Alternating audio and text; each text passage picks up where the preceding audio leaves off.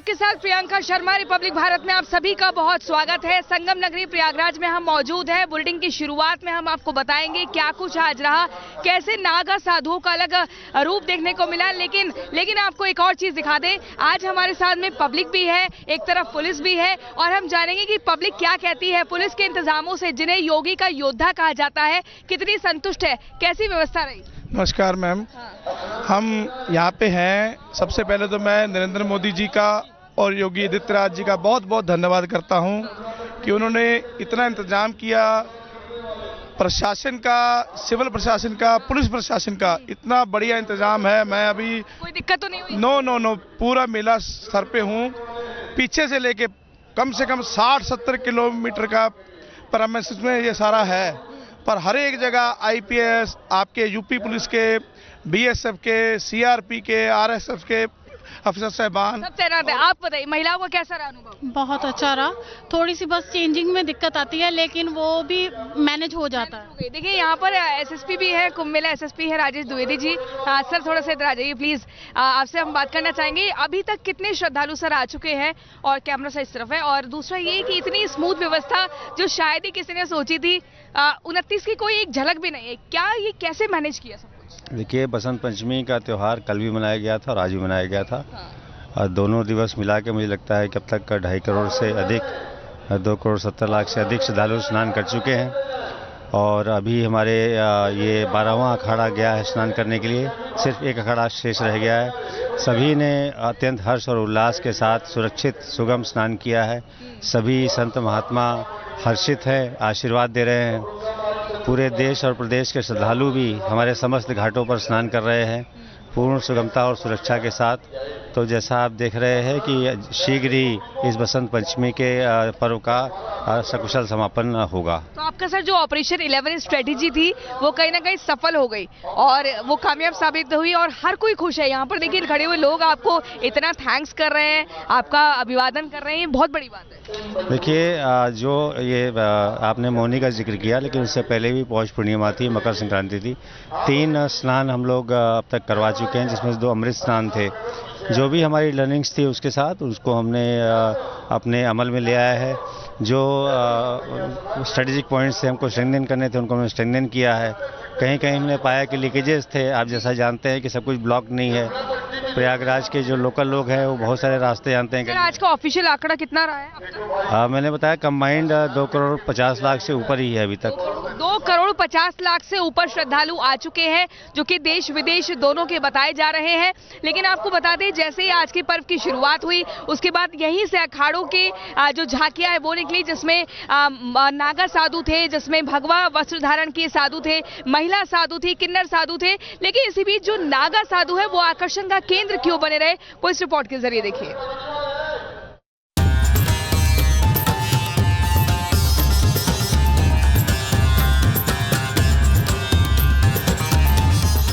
आध्यात्म, संस्कृति और धार्मिक समागम का सबसे बड़ा पर्व महाकुंभ अपने चरम पर है।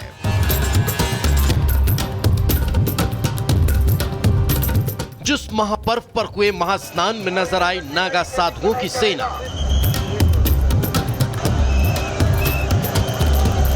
महाकुंभ के महाआयोजन में होने वाला अमृत स्नान मुख्य आकर्षणों में से एक है, जिसमें सबसे पहली डुबकी जोश, उत्साह, उमंग से आह्लादित महादेव के नागा साधुओं की सेना ही लगाती है।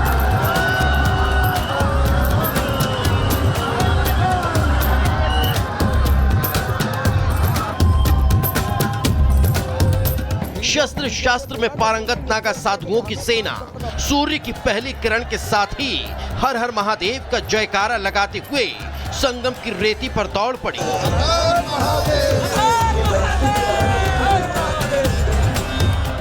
जो हाथ में भाला और गले में माला, रुद्राक्ष कंठी दंड कमंडल लिए निकल पड़े। हाथों में फरसा, गदा, तलवार, भाला, त्रिशूल लिए और डमरू बजाते बाबा उत्साह से नाचते गाते करतब दिखाते भक्ति में लीन हो पवित्र स्नान करने पहुंचे।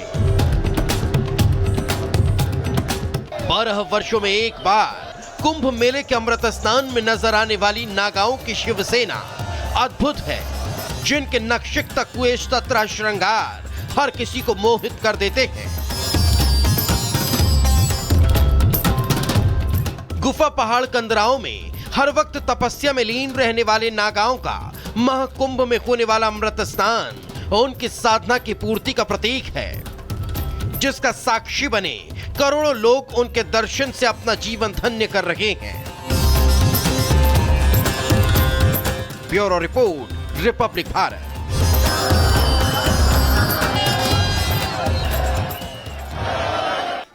तो देखिए, महाकुंभ की नगरी में हम लगातार तस्वीरें आपको दिखा रहे हैं, छठा महाकुंभ की दिखा रहे हैं। आस्था का जो ये महापर्व है वो कितना खूबसूरत है, ये हम आपको लगातार दिखा रहे हैं। तस्वीरें आपको दिखा दी, स्नान कर लौट रहे लोग हैं और इन लोगों के ज़बान पर, हर एक ज़बान पर हर हर गंगे ही सुनाई दे रहा है। और इस वक्त आपको बता दें, महाकुंभ में देखिए लगातार जो सैलानी पहुँच रहे हैं, जो लोग पहुँच रहे हैं, जो भक्त पहुँच रहे हैं, जो श्रद्धालु आ रहे हैं, वो अपने आप में रिकॉर्ड स्थापित कर रहे हैं, वो अपने आप में रिकॉर्ड रचते हुए नजर आ रहे हैं। ग्लोबली ये रिकॉर्ड रच रहे हैं। आप कहाँ से आए हैं? मैम यही प्रयागराज से हैं। प्रयागराज से ही हैं जी। आपने कई कुंभ देखे होंगे, कैसा है इस बार व्यवस्था? बहुत अच्छी व्यवस्था है। हाँ। बहुत अच्छी व्यवस्था है। आप कहाँ से आए हैं? मैं भी आया हूँ सिद्धार्थनगर से। हाँ। लेकिन यहाँ का व्यवस्था दिव्य व्यवस्था है। दिव्य है? दिव्य है। इसके पहले भी आया था लेकिन कभी हमको इतना अच्छा नहीं मिला, आज तक नहीं लगा? कभी नहीं लगा। अच्छा, आपको कैसा लग रहा है? अच्छा है मैम, मैं कौशाम्बी से हूँ, लेकिन बहुत अच्छा 2013 के बाद ये बहुत अच्छा घूम रहा है। ये देखिए किस तरीके से यहाँ पर ये लोग कह रहे हैं कि अभी तक ऐसी व्यवस्थाएं नहीं देखी है, और क्योंकि आज का अमृत स्नान जो है वो अंतिम स्नान था, और ऐसे में जो स्नान करने के लिए जो श्रद्धालु पहुंचे उन्होंने रिकॉर्ड स्थापित किया है और हर दिन ये संख्या बढ़ती जा रही है। रिपोर्ट देखिए आप।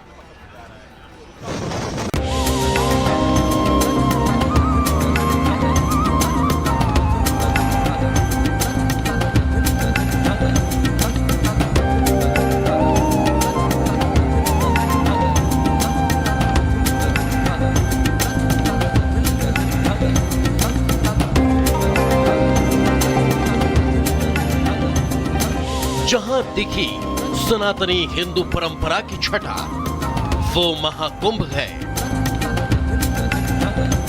जहां नजर आई आध्यात्म की अमिट छाप, वो महाकुंभ है। जहां लगा हिंदुओं की आस्था का अद्भुत मेला, वो महाकुंभ है। जहां जुटा सैकड़ों सनातनियों का झुंड, वो महाकुंभ है। इसी महाकुंभ का तीसरा और अंतिम अमृत स्नान उत्साह, उमंग, भक्ति, मस्ती और आनंद के साथ संपन्न हुआ।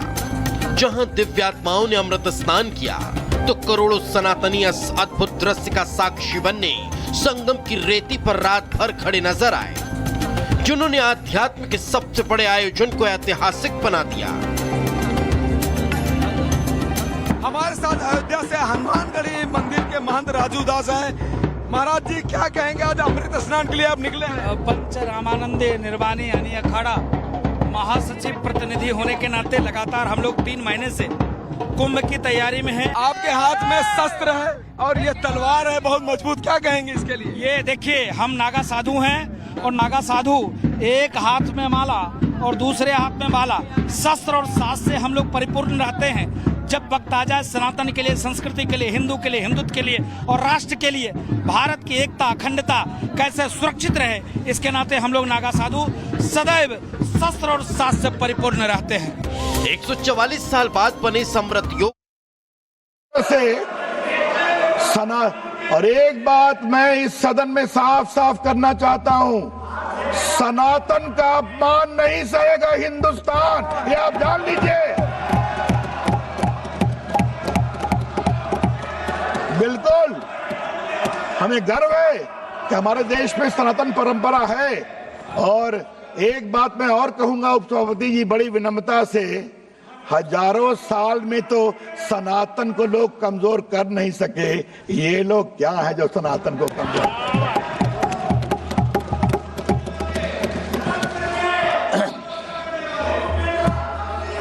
उपसभापति जी नई ऊर्जा की बात की है।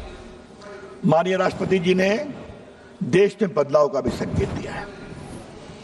बदलाव कैसे होता है?